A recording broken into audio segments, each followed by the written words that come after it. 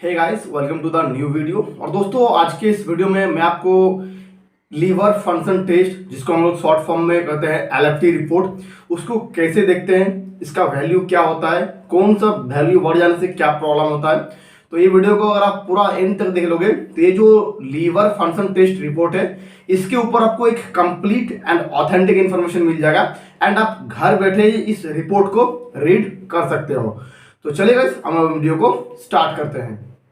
तो चलिए दोस्तों, सबसे पहले हम जान लेते हैं कि ये जो लीवर फंक्शन टेस्ट रिपोर्ट है, इससे हम कौन कौन सी बीमारी का पता लगा सकते हैं। पहला है दोस्तों हमारा जॉन्डिस, इसको हम लोग पीलिया भी कहते हैं। दूसरा है दोस्तों वायरल हेपाटाइटिस ABCDE, सिरोसिस यानी liver failure and enlarge liver, and उसके बाद हमारा hepatic encephalopathy, ascites fluid in belly, यानी जो लीवर में इन्फेक्शन की वजह से, जो लीवर का गड़बड़ी की वजह से जो हमारा पेट में फ्लूइड यानी पानी भर जाता है।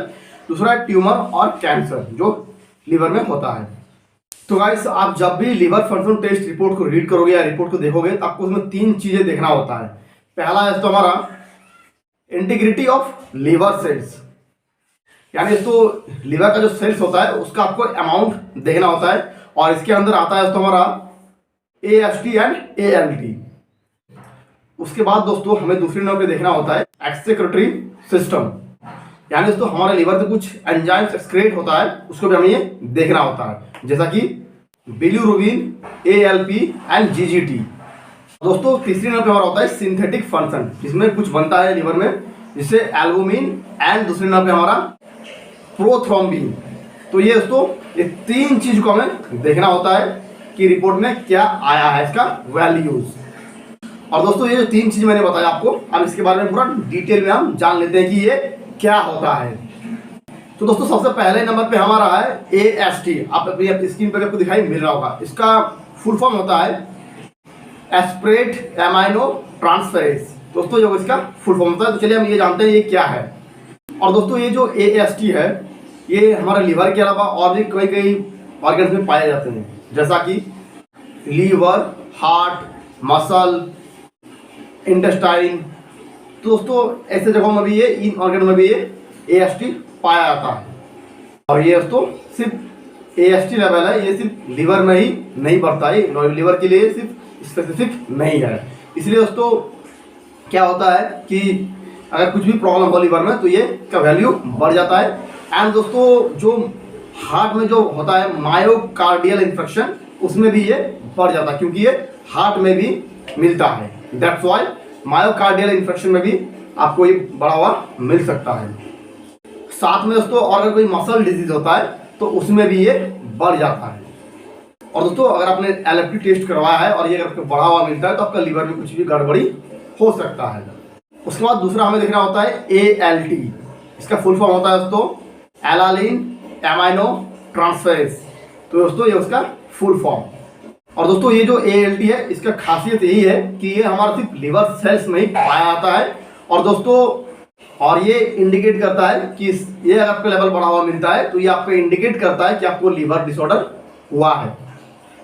एंड दोस्तों वीडियो के एंड पे मैं आपको रिपोर्ट भी दिखाऊंगा, उसके जरिए आपको पता चलेगा कि क्या प्रॉब्लम हो सकता है। ठीक है।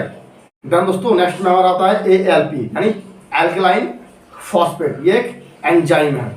और दोस्तों ये जो एल्कलाइन फॉस्फेट है, ये हमारा लीवर के अलावे हमारे बॉडी के अंदर कहाँ कहाँ पाया जाता है, मैं आपको एक एक करके बताता हूँ। बोन में पाया जाता है, प्लासेंटा में पाया जाता है, किडनी में पाया जाता है, एंड इंटेस्टाइन में भी पाया जाता है।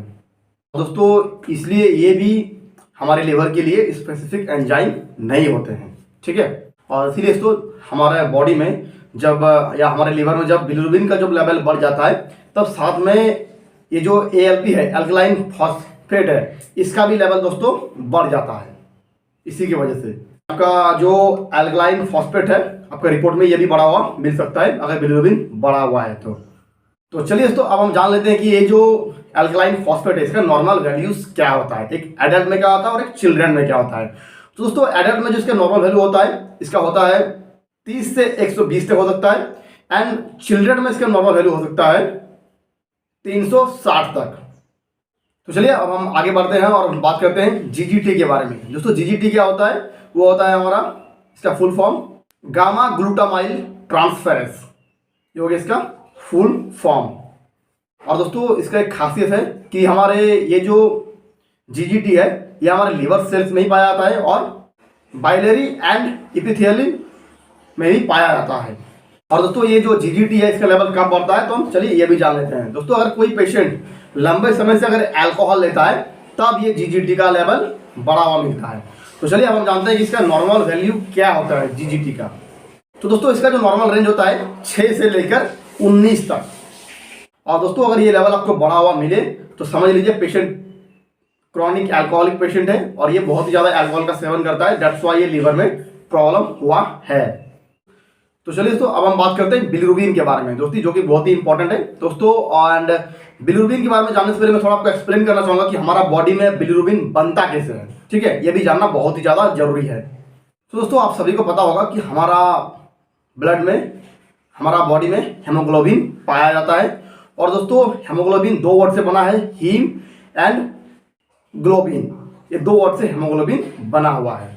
तो ये हमारा स्प्लीन में जाके टूट जाता है। दोस्तों ये जो ग्लोबिन पार्ट है ये एक प्रोटीन होता है और ये हमारा प्लाज्मा में जाके स्टोर हो जाता है, ठीक है, जो कि आगे चलकर काम आता है हमारा बॉडी के लिए।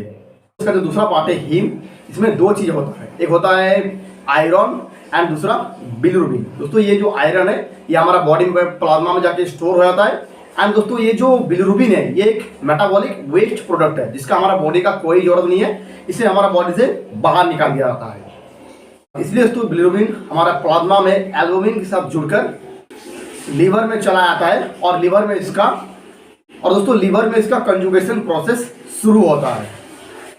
और दोस्तों इसके बाद ये हमारे यूरिन के थ्रू एंड स्टूल के थ्रू बॉडी से बाहर निकल जाता है, क्योंकि मैंने पहले आपको एक्सप्लेन किया ये एक मेटाबॉलिक वेस्ट प्रोडक्ट है।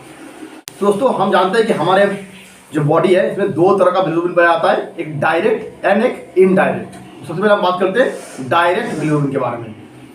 और दोस्तों ये डायरेक्ट बिलिरुबिन ये कंजुगेटेड होता है क्योंकि एक वाटर सॉल्युबल होता है।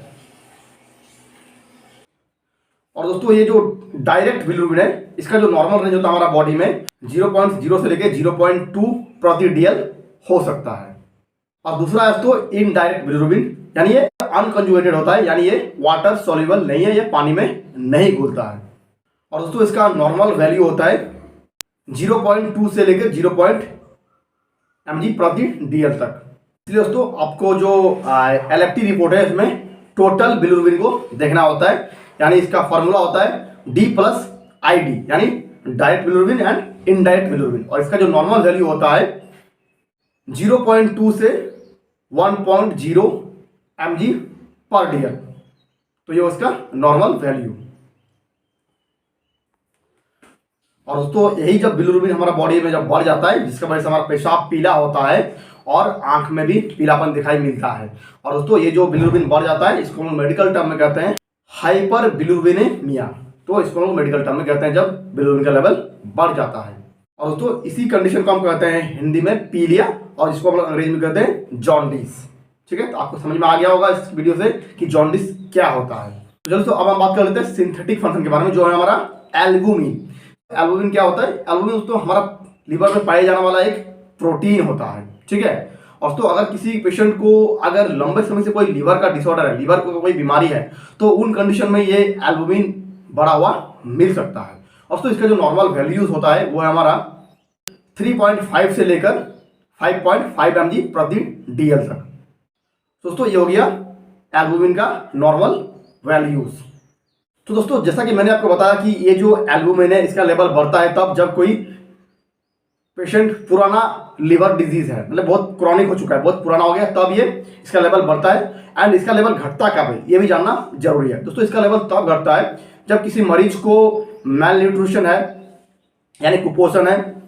दूसरा तो नेफ्रोटिक सिंड्रोम है, यानी किडनी से रिलेटेड कुछ प्रॉब्लम है, तो वहां पर भी आपको वहां पे भी ये घट सकता है। एंड तीसरा दोस्तों हमारा प्रोटीन लॉसिंग एंट्रोपैथी, अगर आपका बॉडी में प्रोटीन लॉस हो रहा है तो उसके वजह से भी आपका ये लेवल घटा हुआ मिल सकता है, यानी लेवल कम मिल सकता है एल्बुमिन का। ओके दोस्तों, यहां तक जो मैंने आपको बताया, अगर दोस्तों ये वीडियो अगर आपने पूरा डिटेल में अच्छे से समझ लिया तो कोई भी रिपोर्ट को आप इजीली देख सकते हो और आप डायग्नोस कर सकते हो कि मरीज को कोई से रिलेटेड कि मरीज को किससे रिलेटेड प्रॉब्लम हुआ है। तो चलिए अब हम आपको एक स्क्रीन पर आपको एक रिपोर्ट दिखाई मिल रहा होगा, तो मैं आपको रिपोर्ट पढ़ के बताता हूँ कि इसमें क्या प्रॉब्लम हो सकता है और क्या क्या मिलता है रिपोर्ट में देखने को। तो दोस्तों पहले आपको दिखाई मिल रहा होगा बिलिरुबिन, जो कि लीवर को एक्सक्रेट करना होता है, यानी इसको बॉडी से बाहर निकालना होता है। एंड दूसरा दोस्तों आपको देखने को मिलेगा, दूसरा है तो हमारा लीवर का cells, SGPT and SGOT, and जिसे हम एएसटी एंड एएलटी भी कहते हैं। और दोस्तों उसके बाद हमें देखना होता है लीवर का एंजाइम को, जिसमें रहता है alkaline phosphate, albumin and globulin. ठीक है, जैसा मैंने आपको वीडियो का पहले में ही बताया था कि 3 पैरामीटर्स को हम लोग देखते हैं। दोस्तों रिपोर्ट में जो चीज मैंने आपको बताया, हमें सिर्फ उन्हीं का जो वैल्यू है वो देखना होता है। अब मैंने वीडियो पे इतना तो आपको बता ही दिया है कि कौन सा वैल्यू बढ़ने पे घटने पे क्या होता है, तो आपको समझ में आ जाएगा। तो चलिए गाइस, आज के इस वीडियो में सिर्फ आपको यही इन्फॉर्मेशन देना था। तो चलिए गाइस, मैं नेक्स्ट वीडियो में छोटा वीडियो अपलोड करूंगा, शॉर्ट वीडियो, जिसमें सिर्फ मैं रिपोर्ट को कवर करूंगा, क्योंकि एक वीडियो में वीडियो बहुत ज़्यादा बड़ी बन जाएगी। दैट्स व्हाई मैं उसको रिपोर्ट को अगले वीडियो में आपको एक्सप्लेन करूंगा कि कैसे रिपोर्ट को रीड करते हैं। ठीक है, ये तो इसी में आपको समझ में आ गया होगा, जिनको समझ में नहीं आया वो नेक्स्ट वीडियो में देख लेना। तो चलिए गाइस, इस वीडियो में सिर्फ आपको यही इन्फॉर्मेशन देना था। वीडियो आपको अच्छा लगा तो वीडियो को लाइक करें, एंड जो लोग हमारे चैनल पर नए हैं चैनल को सब्सक्राइब करें, ताकि ऐसे ही आगे आने वाली वीडियोस का नोटिफिकेशन आपको मिलता रहे।